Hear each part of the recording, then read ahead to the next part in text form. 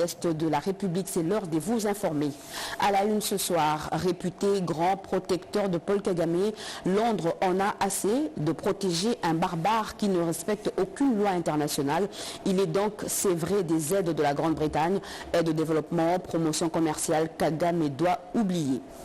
En France, la population n'est faiblie pas. Les Congolais sont debout alors que la mère patrie est attaquée par son voisin envieux, le Rwanda. Ils ont battu le pavé à Bobigny pour exprimer le soutien au FARDC. Ils sont dépositaires des coutumes et gardiens des terres congolaises. Les chefs coutumiers sont à Kinshasa dans un forum d'échange et de refondation. Le sang qui coule au pays doit s'arrêter. L'arbre à palabre et la voix des sages africains. Voilà pour les titres. Mesdames et messieurs, bonsoir et très heureuse de vous retrouver à travers cette grande édition d'information sur la chaîne nationale. Nous sommes ensemble pour une des meilleures d'actualité. Karim Khan a franchi le portillon de la cité de l'Union africaine. Le procureur de la Cour pénale internationale a été reçu par le président de la République, Félix-Antoine Tshisekedi Tshilombo. Les différents crimes commis en République démocratique du Congo ont été évoqués au cours de cette rencontre. Pierre Kibambe Somoïssa, Jean Kazadi, Rufin Gambole. La Cour pénale internationale est impliquée activement dans une situation qui date de depuis 2004 en République démocratique du Congo.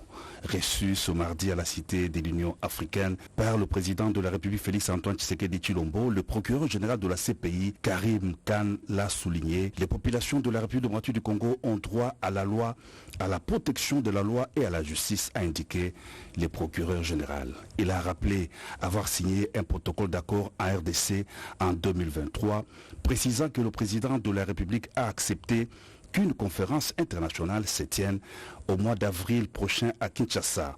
Le professeur Taylor Lubanga, qui a assisté à cette entrevue, parle de la conférence internationale de Kinshasa. Nous avons convenu avec le bureau du procureur depuis le mois de juin 2023 de mettre en place une conférence internationale qui sera chargée d'examiner les causes de la crise sécuritaire du pays, les causes des drames humanitaires, mais également l'instabilité que nous vivons depuis des années dans la partie orientale de notre pays.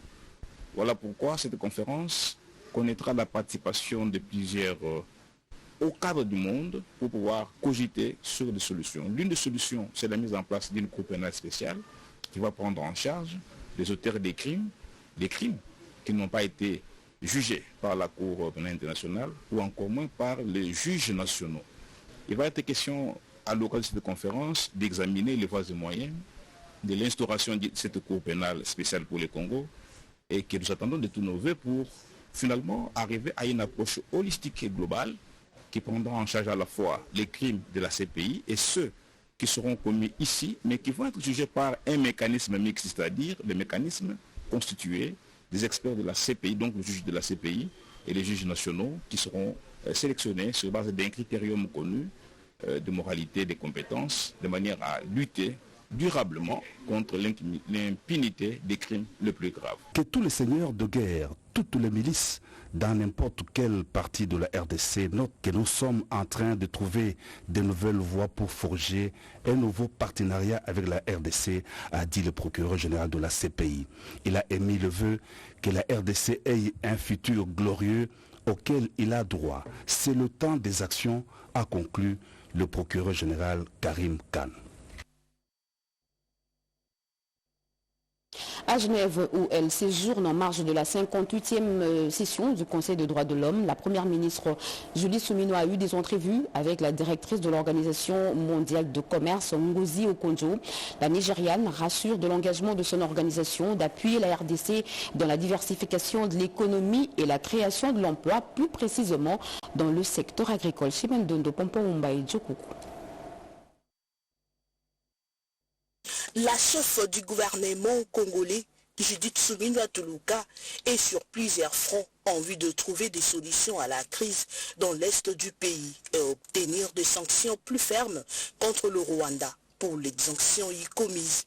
En marge de la 58e session du Conseil des droits de l'homme, la première ministre de la RDC, Judith Suminwa Tuluka, a eu des échanges clairs avec la directrice de l'Organisation mondiale de commerce OMC, Ngozi Okonjo, sur les types de collaboration qu'elle veut avoir avec cette organisation en vue de la transformation de l'économie congolaise pour appuyer le processus de développement du pays. Aujourd'hui, la RDC est un tournant de son développement où nous avons besoin d'avoir un accès à beaucoup plus d'investisseurs dans le secteur privé, mais il y a un certain travail à faire à notre niveau parce que nous voulons aller vers la diversification de l'économie, nous voulons la transformation avec toute une chaîne de valeur. Donc nous avons discuté avec madame de la possibilité d'aller vers cette transformation en adhérant aussi à certains protocoles qui vont nous lier, notamment au niveau de la pêche, mais aussi de voir comment dans l'intégration régionale nous pouvons avoir des chaînes de valeur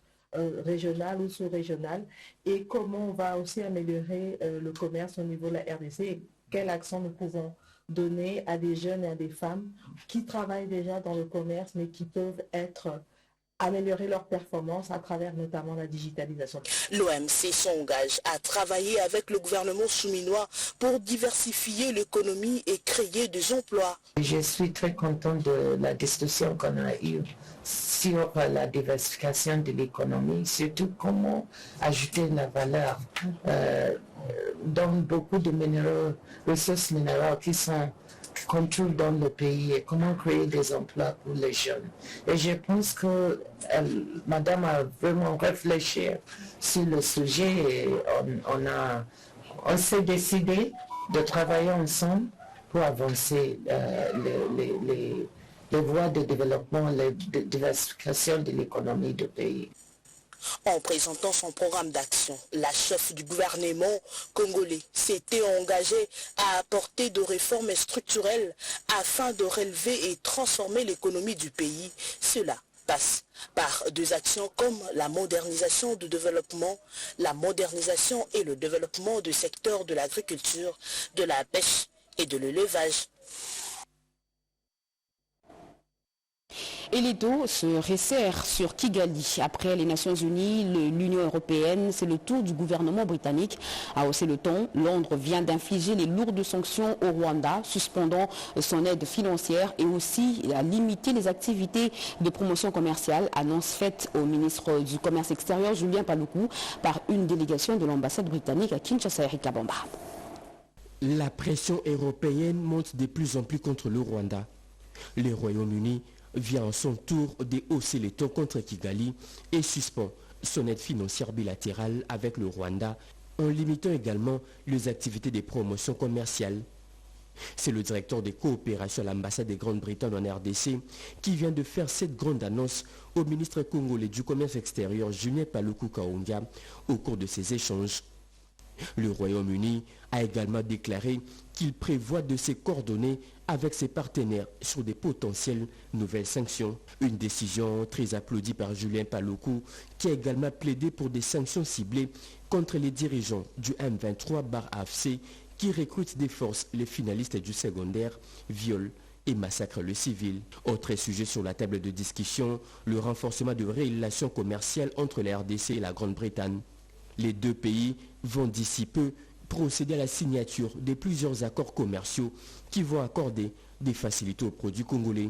Une commission technique constituée des experts du ministère du Commerce extérieur et de l'ambassade de la Grande-Bretagne vient aussitôt d'être mise sur pied pour accélérer la signature de ces accords. Déjà, sur le terrain, la Grande-Bretagne finance le travaux de construction et modernisation du poste frontalier à arrêt unique de Mahagi dans la province de l'Ituri, mais aussi la construction des marchés transfrontaliers modernes. Les Congolais vivant à Bobigny en France sont sortis dans les rues de cette commune située dans le département de la Seine-Saint-Denis pour dénoncer les massacres de l'armée rwandaise et soutenir nos vaillants soldats et Ouazalendo, Dilon Kayuma. Bobigny, entité administrative située dans le département de la Seine-Saint-Denis, en région Île-de-France, a été en ébullition. Le week-end dernier, les Congolais en colère ont fait un sit-in devant la mairie et dénoncé l'agression rwandaise dont est victime la RDC dans sa partie Est. La diaspora congolaise a également saisi cette opportunité pour exprimer son indignation face au massacre et autres monstruosités commis par l'armée rwandaise et s'inspire le M23, notamment à Goma et à Bukavu, sous occupation. J'accuse ceux qui justement tuent, ceux qui violent, ceux qui justement ne regardent pas à l'humanité, mais sont en train d'assassiner les Congolais. Et que justement le Congo, cette partie-là, puisse prendre sa liberté et que le Kivu soit libéré. Les Congolais résidant à Bobigny ont salué aussi les courages du gouvernement des États-Unis d'Amérique pour les sanctions infligées tout récemment à James Kabarebe et à Laurence Kanyuka, tous deux collaborateurs du président rwandais. Sans oublier la position exprimée par l'Union européenne à l'endroit du Rwanda, position mettant ainsi fin à toute coopération dans plusieurs secteurs. Le peuple rwandais, nous l'avons toujours accueilli. On les a accueillis en 59, on les a accueillis en 94. Et aujourd'hui, les Congolais sont récompensés en monnaie d'échange. Enfin, la communauté congolaise a exprimé sa gratitude vis-à-vis des autorités des Bobigny pour leur solidarité à la cause de la RDC aujourd'hui agressée dans sa partie est par les Rwandais. Et c'est la terreur dans le sud Kivu, précisément à Bukavu. Les jeunes sont massacrés. Les terroristes du M23 ont abattu plusieurs jeunes. Le seul reproche de terroristes à ces jeunes, c'est d'avoir réclamé l'argent de transport à un soldat du M23 qui a utilisé les services d'un motard. Nous y reviendrons. En image, ils se sont portés volontaires à grossir les rangs des FARDC. Les jeunes de l'UDPS acceptent librement de se faire enrôler dans l'armée afin de défendre la patrie menacée par les agresseurs rwandais. La première vague de ces nouvelles recrues était avec le secrétaire général Augustin Kabouya pour prendre l'engagement de mettre ces jeunes à disposition des autorités militaires. Alain Bikaï. Animés par l'esprit patriotique, ces jeunes gens membres de l'Union pour la démocratie et le progrès social, UDPS, se sont résolus librement à s'enrôler dans l'armée pour défendre la patrie menacée par les envahisseurs rwandais. Question de répondre à l'appel de leur autorité de référent du parti, Félix Antoine Tshisekedi Tshilombo, commandant suprême des forces armées et de la police nationale. Informé de leur présence au siège du parti de la commune de Limete, le secrétaire général faisant office du président intermédiaire de l'UDPS est venu encourager ces nouvelles recrues de l'armée nationale. Dans son mot, Augustin Kabouya a salué la bravoure et l'élan patriotique de ces autres qui sont déterminés à barrer la route à la coalition RDIF M23 du sanguinaire Paul Kagame. Pour les députés nationaux du Mwamba, la défense de la patrie est sacrée. En sa qualité d'élu du peuple, le numéro 1 de l'UDPS a lancé l'appel patriotique à tous les notables et les leaders d'opinion des différentes provinces de mobiliser les jeunes à s'enrôler dans l'armée pour créer l'équilibre régional comme l'avait souhaité les chefs d'État lors de sa rencontre avec les membres de l'Union sacrée de la nation.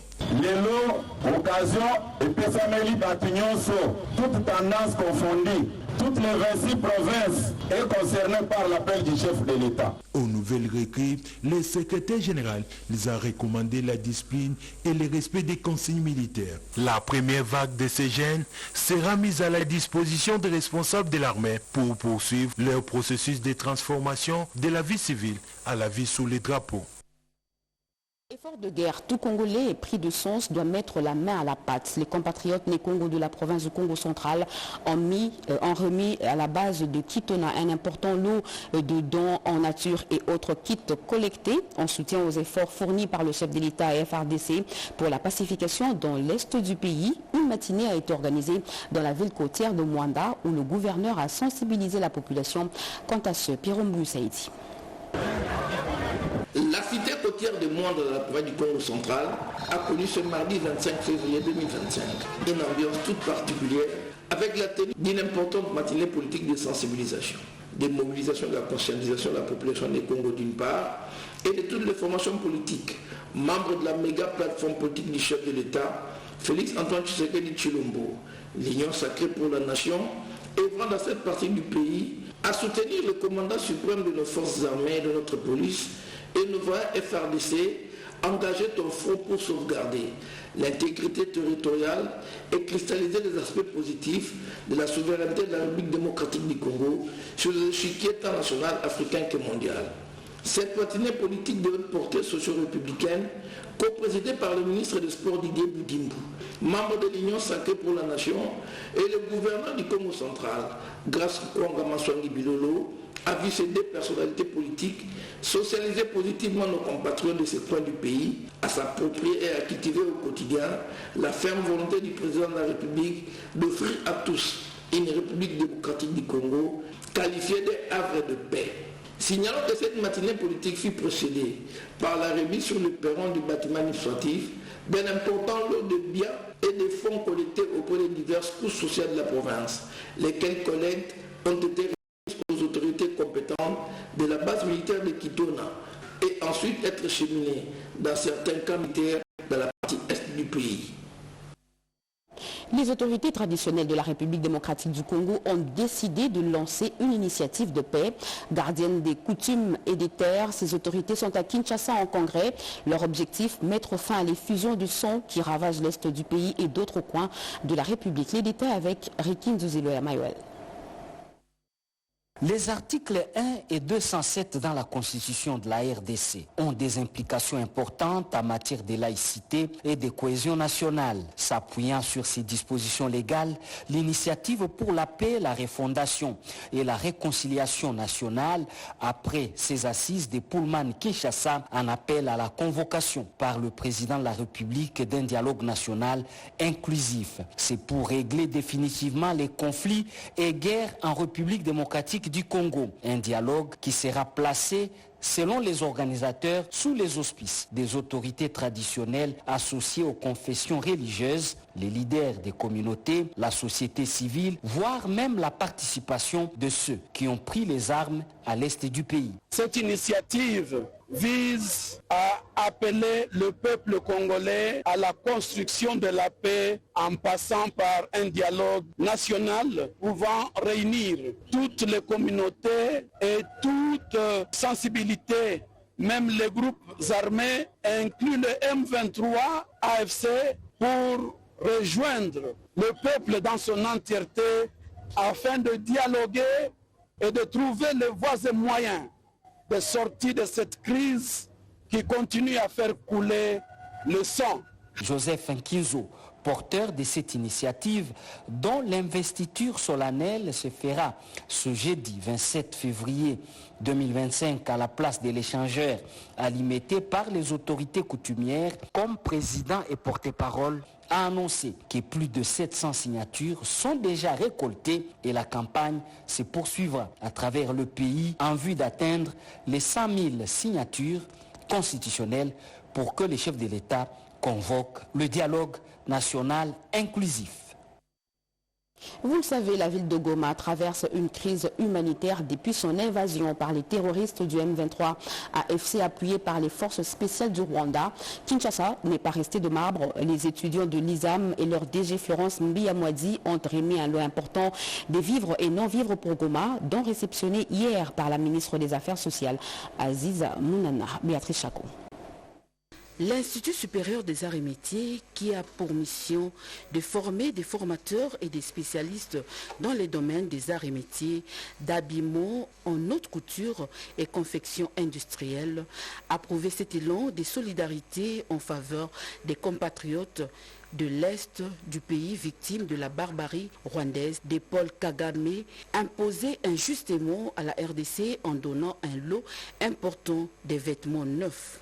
Les étudiants de cet institut, accompagnés de la directrice générale, la révérende sœur Florence. C'est un don du fond du cœur des étudiants pour montrer leur solidarité à leurs frères et sœurs qui souffrent à l'Est. Ils ont fait cela avec tout leur cœur. La ministre des Affaires sociales, Solidarité nationale et Action humanitaire a vivement salué cette initiative et témoignage d'un profond engagement citoyen pour l'amour de la patrie. Au nom de la solidarité nationale, c'est la première fois depuis un mois que je vois un acte du concret, au fait, de l'implication de toute la jeunesse. J'ai bien vu, je suis jeune, je soutiens les FARDC. Et que je sens l'implication d'abord de Madame la ministre. Ils sont concernés pour soutenir nos frères et sœurs qui meurent peut-être chaque minute, mais parfois on ne le sait pas. Ce don, c'est un signal fort qui symbolise l'unité et la cohésion nationale. Le pays de Patrice Emery Lumumba reste un et indivisible. La sécurité sociale de l'agent public, une priorité dans le processus de réforme de l'administration publique. À Mbujimaï, dans le Kasaï oriental, le VPM de la fonction publique Jean-Pierre Liaou a inauguré un bâtiment moderne de la SENSAP. Nadine Kiloso, Cédric Kenina et Moké Malouma.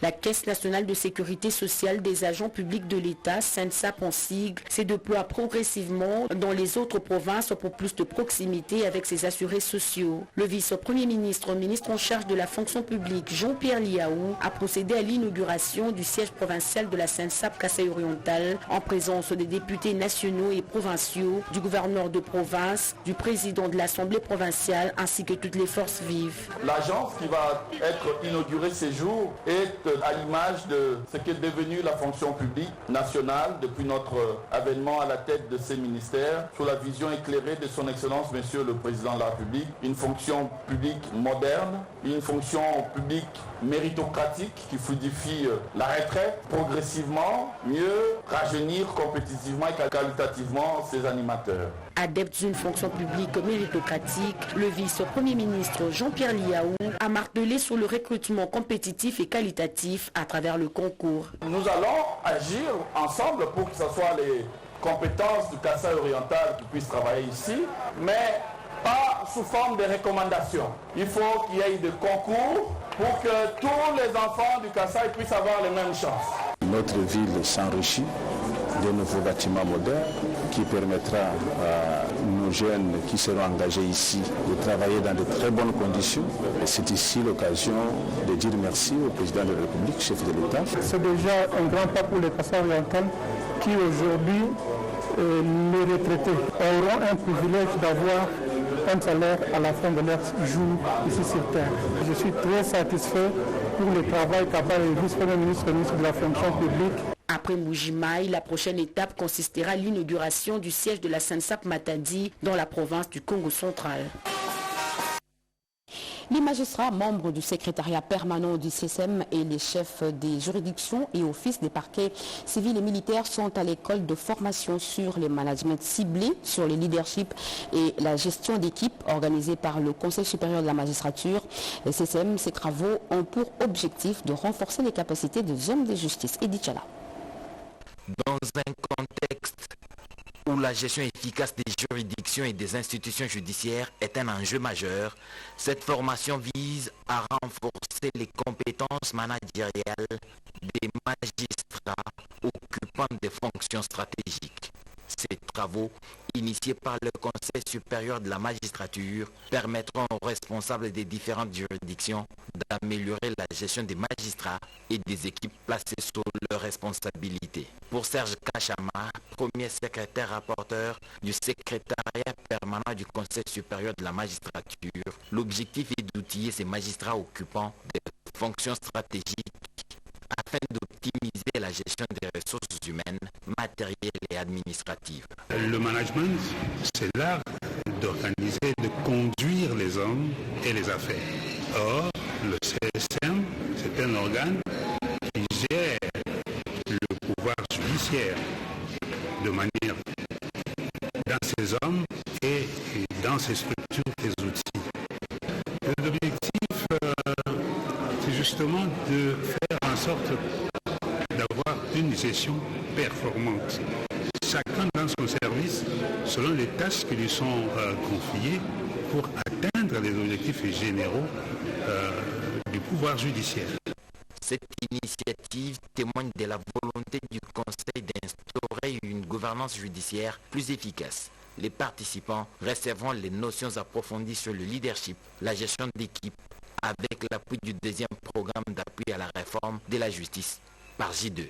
Ces travaux s'inscrivent dans la continuité d'une première phase qui avait ciblé 45 agents administratifs du secrétariat permanent du Conseil supérieur de la magistrature. Et le secteur de l'agro-business doit aussi créer les millionnaires congolais. C'est la mission poursuivie par l'Agence pour la promotion des classes moyennes APROSEM. Sa feuille de route a été présentée officiellement par le directeur général des organes techniques du gouvernement, Pascal Chello. On fait le point avec Odilon Kaluma. 80 millions de terres cultivables, un potentiel hors du commun que l'exécutif national congolais capitalise à travers différents projets socio-agricoles. Et les résultats positifs que cela donne sur le terrain a inspiré davantage l'Agence pour la promotion des classes moyennes congolaises, APROSEM, à soutenir l'action amorcée par le gouvernement central. Cette fois-ci dans l'agro-business, secteur qui a une place de choix dans ce second mandat du chef de l'État Félix-Antoine Tshisekedi. Pour y parvenir, l'Agence pour la promotion des classes moyennes congolaises, APROSEM, s'appuie sur un partenaire de poids, le Fonds de promotion de l'agroprenariat, FOPAC. Tous les deux ont signé un partenariat centré sur une feuille de route résumée en 4 axes stratégiques. Objectif, créer les millionnaires congolais dans le domaine de l'agro-business. En nous inscrivant dans les soutiens à l'agripreneuriat, nous sommes en train de travailler et pour soutenir la vision du chef de l'État, mais aussi pour matérialiser le programme d'action du gouvernement. Nous allons créer 1000 emplois au travers de projets innovants, idoines. Nous allons créer 100 start-up, des entrepreneurs dans le secteur de l'agro-business. Nous allons accompagner au moins 200 micro et petites moyennes entreprises. Pour cette phase expérimentale, les deux structures ont déjà ciblé quelques provinces, à savoir Kinshasa, Congo central, Kwilu, Kasaï oriental et Lualaba, afin de lancer les activités proprement dites devant créer les millionnaires congolais entrepreneurs agricoles. Gaborone, capitale de Botswana, a accueilli la semaine de l'énergie des pays de la SADC. C'est tout naturellement le ministre des Ressources hydrauliques et électricité, Teddy Luamba, qui a porté la voix de la RDC pour vanter les potentialités énergétiques de notre pays. Alain Bikaï.